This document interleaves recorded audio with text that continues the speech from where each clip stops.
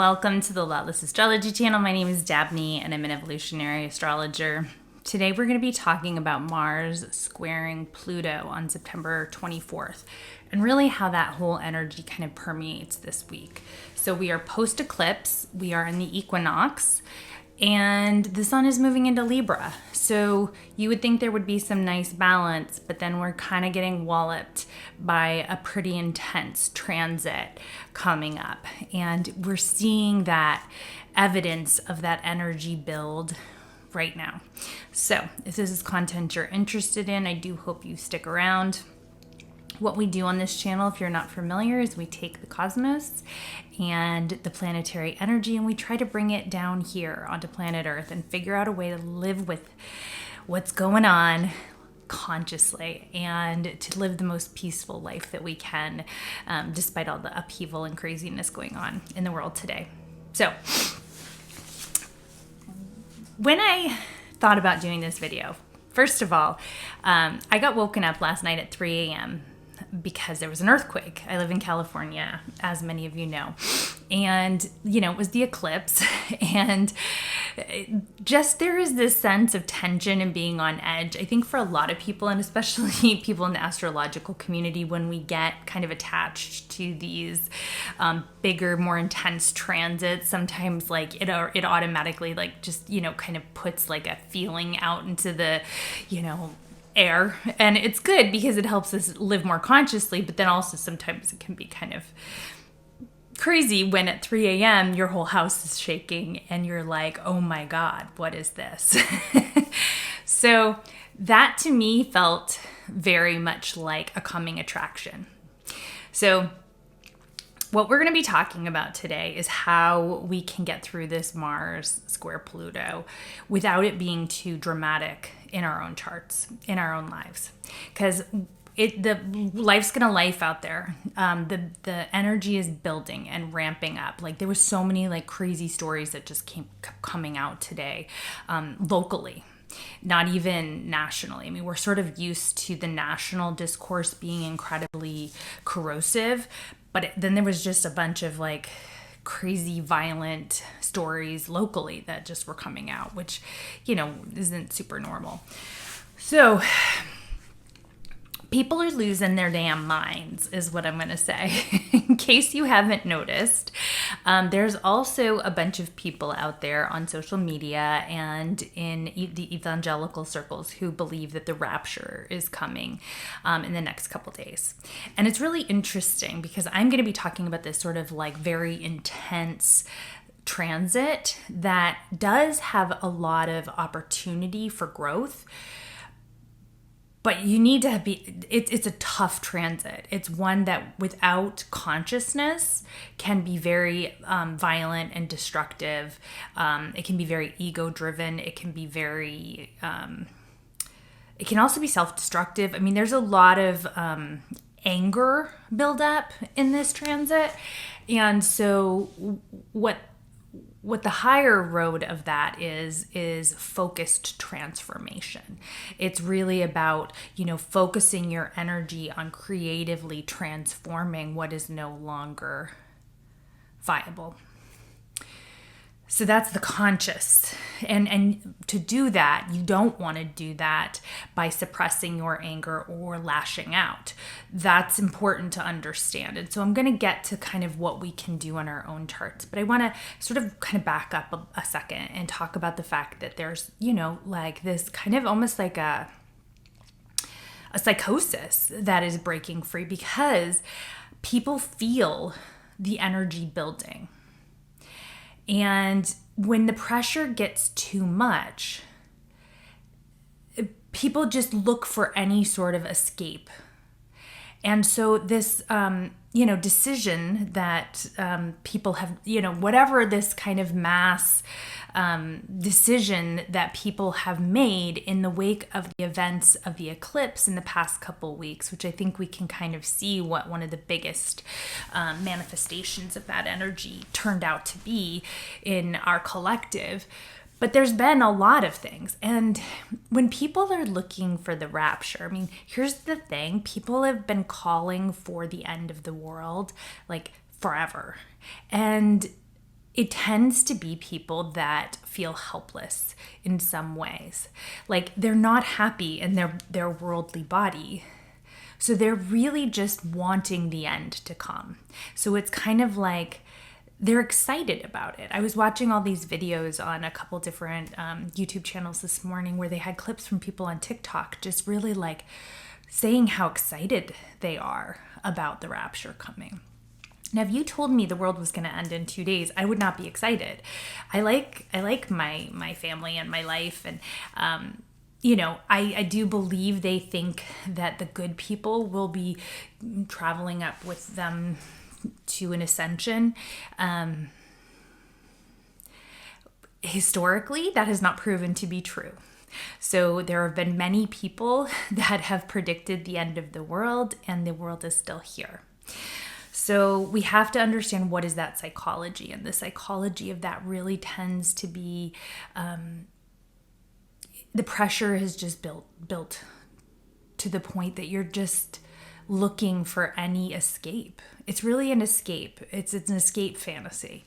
The rapture used to be by people, like called for by the people who were, I talk about this with Christopher Renstrom, I think in a video I've got coming up, but it used to be people who were the slaves, because their lives were so miserable.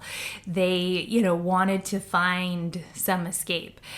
And now we have, like billionaires who are predicting it. So that's really an interesting flip. But I think the psychology is still there, that the pressure internally reaches a fever pitch where you just feel so lost and unhappy that it's easier to no longer be in this world. And so you create an escape hatch. So that is, I think, one manifestation of this energy that's coming up this week. I also see people like on the collective, there can be more violence. So Mars is the planet of aggression and assertion, and it also can be the planet of violence, and it can be the planet of dominance and just selfish, narcissistic ego. Now that's all negative Mars. But I'm kind of wanting to set the stage for what I think is kind of going to be a pretty challenging week. So that energy is squaring, which means coming into conflict because it needs to grow, transformation in Pluto. Pluto is about power. So here we have power struggles. We have like wanting, like anger and dominance, making a challenging aspect to power. And the power is in the sign of Aquarius, which has much more to do with the people than, say, like when Pluto was in Capricorn, and then it was the leaders. So here we have kind of the Martian dominance, the Mars dominance coming into contact with people who may not want to be dominated, who have their own power unto themselves. So we can think about the free speech discussions that have been going on, right? Like, canceling Jimmy Kimmel and then boycotts. And now Jimmy Kimmel's back on, apparently. So that's kind of that, like, taking action, overstepping the line, deciding that you are going to put down the voice of the people. But it's going to come into conflict. And often when that happens, it can be quite explosive because people are frustrated. And we have to understand, especially in this country, in the US, the people is quite divided. So, right? So we're going to have, this can't be just said that it's only one way or the other. Like it can't be like a sides thing, because there's going to be things that sort of test the boundaries of dominance and people wanting to break free and assert their own power. So what my advice for people is at this time is to actually lay low. Understand that things are going to calm down astrologically in the coming weeks. October looks a lot chiller. So just be aware of that. Like, this is the time that you've got to count to 10. Don't suppress your anger, but get your energy out in another way. And if things don't feel right, book it. Get out of there. Don't take unnecessary risks at this time. Someone cuts you off on the freeway, don't flick them off. Because people are going to be on edge. People are going to be at a boiling point. This is a boiling point week. That might even be the title of this. I haven't figured out the title, but I think it could be. It's boiling over. It's boiling over. And people are going to be losing their minds. And don't be one of them. So what is this transit really about? What is the higher ground of this transit? The higher ground of this transit is creativity and manifestation of transformation. It is a breakthrough point. It is a point where if we can use our energy and our right assertion with integrity, we can have big breakthroughs in transforming our inner psychology. So let me say that again in another way. I actually picked a card this morning, and then I picked it again for this video. So I picked it for myself, and then I was like, all right, what do people need to know for the video? And I actually said, it would be so great if I got the same card, and I did. So, and I didn't rig it. Creativity. This is about the creative force of life, which really is Mars. It is our own juice. It's our energy. And creativity doesn't have to be a painting that we paint. That's what people think of when they think of creativity. Let's see if I can I think I can pretty quickly get this open and read a little of it. From the alchemy of fire and water, below to the divine light entering from above, the figure in this card is literally possessed by creative force. Really, the experiences of creativity is an entry into the mysterious. Technique, expertise, and knowledge are just tools. The key is to abandon oneself to the energy that fuels the birth of all things. This energy has no form or structure, yet all the forms and structures come out of it. It makes no difference what particular form your creativity takes. It can be a painting, singing, planting a garden, or making a meal. The important thing is to remember to be open, to be expressive. Remember that we don't possess our creations. They do not belong to us. True creativity arises from a union with the divine, with the mystical and the unknowable. Then it is both a joy for the creator and a blessing for others. Take your energy this week and push it.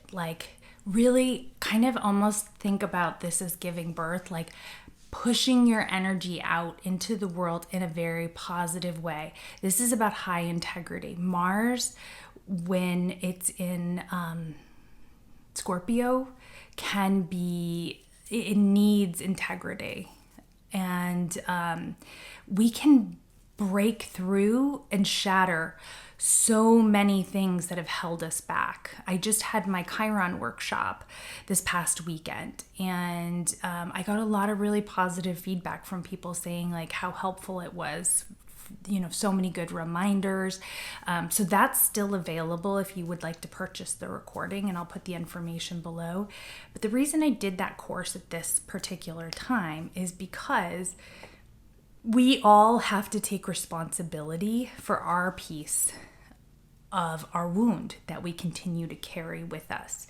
And this is a time where we can put creative action into transforming the things that have hurt us in the past and coming into a much more powerful state of being. But that's going to mean letting go of a lot of crazy baggage. And so for this week, my challenge to everyone watching is to be as centered as possible. Don't get tossed about with the fray. That is, it's just very key right now, because you can feel like you are on, in the midst of a hurricane, but you need to be in the eye of the hurricane. BG's coming to say hi again, so that's why my camera's shaking around. Hi, dude. Come on up. Bring it on up, bud. So yeah, that could be the other title, Eye of the Hurricane. Be in the eye. Don't get tossed about. Be really careful. I know, sweet. Come here. Be really careful of other people's anger, because people who are less conscious are not necessarily going to have the ability to chill out the way they need to. Don't suppress your own anger. However, don't get in fights with people. Like, take that and like go to the gym or go for a run, go for a walk in nature. Get a hold of, beat a pillow kind of thing. Don't get in arguments with people this week. It's not going to be fruitful because you don't know what where they're coming from. But I do know that there's a breakthrough coming. And just as anything, there is, the reason why I say there's a reason and a season in the cosmos and the universe is trying to help us, is because these transits all have a higher ground. So we're just reaching a boiling point. My cat growled at me. So case in point, everybody's on edge. Everything feels like so existentially like heightened. And when there's people literally thinking that the world is going to end like tomorrow, you got to kind of take a step back and like maybe sort of just, feel it in your body. Like if something doesn't feel right, trust your intuition and hightail it. Okay. So yeah, that's what I want to tell you all right now, is that the higher road is creativity and transformation of wounding and pain. Not likely what we're going to see on the world stage. What we're likely to see on the world stage is potentially an escalation in dominance and violence and control and power struggles. So unfun in a lot of ways, but I'm going to have some happier videos to come. So take care of yourself, and all right, there's a reason and a season for it all, and the universe is conspiring to help us. Until next time, stargazers.